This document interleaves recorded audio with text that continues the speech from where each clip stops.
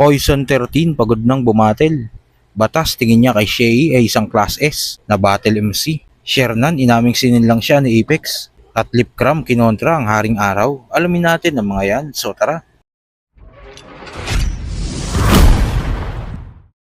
Meron na nga 28 na panalo si Poison 13 sa flip top at talagang active siya sa pagbabattle. Dahil kahit underground leagues ay binababa niya.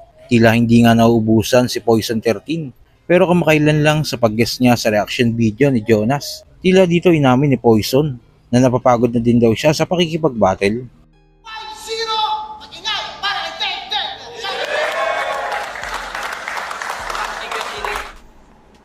Ang galing day Denver. No, kahit nung laban namin, putang ina, bilib na bilib ako sa tao na yan, lupit niyan.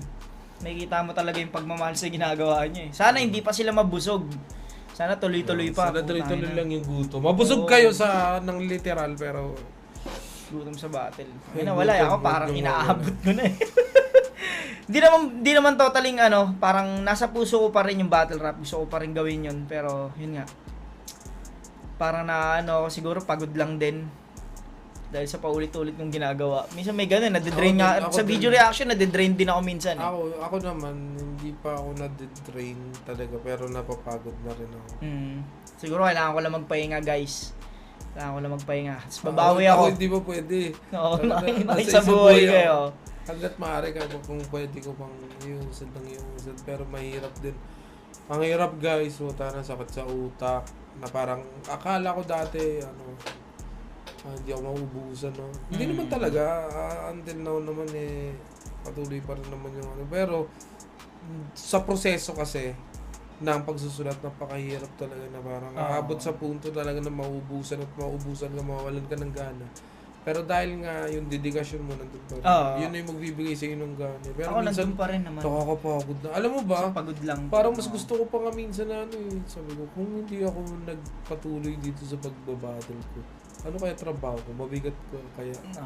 Pwede. Kumaga parang siguro, parang mas okay yun pero hindi, okay din naman ito eh. Oo, nandito pa rin. Sa kabilang balita naman, nireview na nga ni Batas ang labang Shea vs Bagsik at nalakasan nga si Batas sa pinakitang performance ni Shea. Tinawag niya pa nga isang Class S si Shea. Salamat kay Shea sa solid na performance at siguro yun din ang mas mararamdaman mo yung kakulangan mo kapag may nakaharap ka na mas kumpleto di ba? Parang ganun eh. Baga, makaranas ka bigla ng Class S. Mararamdaman mo bigla na parang fuck, oo nga no. Tangina, parang pangit ang performance ko di ba? Pero kung kalaban mo medyo mid-tier, hindi mo mararamdaman masyado yun. Sa kabilang balita pa, marami na ngang nag-review ng comeback battle ni Apex sa Pinas Astig kontra Husky at nireview na nga din ito ni Shernan at may banat nga sa Apex kay Shernan dito na kaya daw tinira ni Shernan sa Apex dahil hindi ito pumayag na mag-guest sa Apex sa Dayo podcast ni Shernan at pinakita pa nga dito ni Shernan ang chat niya kay Apex na hindi nito sinin. At sa uling balita, nireview na nga din ni Lipcram ang labang Apex vs Husky at tila kinontra nga ni Lipcram ang linya ni Apex na ang ginawa daw ni Apex ay para sa kultura. Kaya siya naban. Yun, tulad ng inaasahan natin, yung issue talaga yung magiging Parang ni ano Apex no, dun, parang ang sarap panoorin ni Apex kasi makikita mong galing sa puso talaga yung mga sinasabi marami niya. siyang hinanaing na hindi niya mailabas. Mailabas. Pero lahat may punto yung sinasabi niya. Hindi siya parang sinabi niya lang parang ganun. Parang nagbibigay niya ng hostisya yung mga bagay na, yung mga katanungan natin ganun. Tapos parang ang makulit pa nun, yung mga, nasasagot niya yung mga pinagsasabi sa kanya, no? Ang gaganda ng pinupunto niya, yung parang natanggal siya para sa kultura. Tapos Ikaw, para sa benepisyo. ando doon ka, nanatili ka doon para sa benepisyo. Ang hirap lang niyang isipin, kasi yung benepisyo ng flip top hanggang ngayon, pinapakinabangan pa rin na Apex yun eh. Di ba hanggang ngayon? Kasi sa flip top siya nakilala. Di ba? Yung parang nanatili ka para sa benepisyo. Ikaw, si Apex kasi kahit wala siya sa flip top, nagbe-benefits pa rin siya doon. Di ba? Tapos syempre ngayon, nilalaban niya, yung ginawa niya para sa kultura. Parang ganon yung pinapalabas niya. Pero ano may pinaguhugutan din kasi yung ginawa niya na yon. Parang hindi ko sa kinokontra sa Apex. Kumbaga, face the reality na lang na kung hindi siya natalo kay Goryo talaga nun, siguro walang gantong issue. Walang ganong issue. Kasi siguro hindi niya ina-expect talaga yon. Ang alam niya talaga, baka papasok siya ng finals, mga ganon. Yung Hindi- sa, ano na yan, isa buhay ba yan? Oo, yung sa isa buhay. Kasi, kung ginagawa, ayun nga, tulad ng sinabi ko, kung ginawa mo talaga yon para sa kultura, nung panahong nanalo ka, dapat nareklamo mo na yon. Totoo. Hindi yung magre-reklamo ka, yung natalo Talo ka. ka na. Oo. Ganun yung inaano ko. Kasi parang kumbaga alam mo na pala dati, ba't di mo pa kinontra? 'Di ba?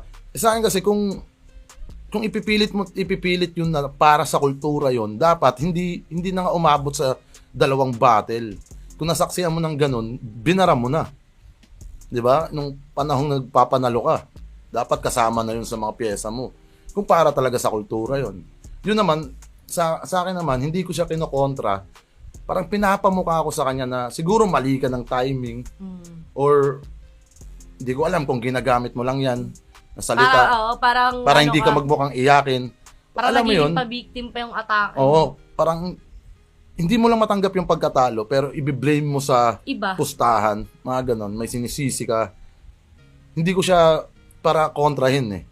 Parang gusto kong tignan mo to yung side na to. Kasi tama rin naman yung sinasabi ko eh. Kung concern mo yung para sa kultura, in good terms kayo ni Arik o hindi, sasabihin mo yun. 'Di ba? Ganun ayun yung ibig kong sabihin. Kung talagang para sa kultura yung ginagawa mo na yun, yung ginawa mo na yun, dapat ginawa mo yun nung Dati pa. walang Walang rason na dahil natalo ka. 'Di ba? Pwede mo namang sabihin yun eh. Kaso hindi eh. Hindi ko alam kung mali lang siya ng timing or may sinisisi lang siya. Dalawa lang naman yun eh. Ganun lang yung kakalabasan nun. Ako, kahit ano naman sabihin ko, O parang- kukontrahin lang din to ng mga fans na Apex. Hindi rin nila tatanggapin yung katotohanan na yun. No? Hindi nila tatanggapin yun. Pero, kailangan ko tong sabihin kasi tulad niyan, kung concern ka sa kultura, concerned din ako. Tsaka sa liga, 'di ba? Na syempre yung mga paratang na 'yon, paratang 'yon, hindi 'yun makatotohanan kung ipipilit mo ng ipipilit yung sinasabi mo. 'Di ba? Pero round 1 wala kain si Husky dun. Ang ganda ng mga ni Apex dun. Di nyo man lang sa tinodohan si Apex. So okay ba mga quiz, ano masasabi nyo sa mga sinabi ni Lipcram dito? At tingin nyo kaya pa din kaya mag-champion ni Poison 13 sa isa buhay? O yung nakakaramdam na siya ng pagod? Kung ano man ang saloobin mo, comment mo lang sa baba na mapag-usapan natin yan. So yun lang, God bless.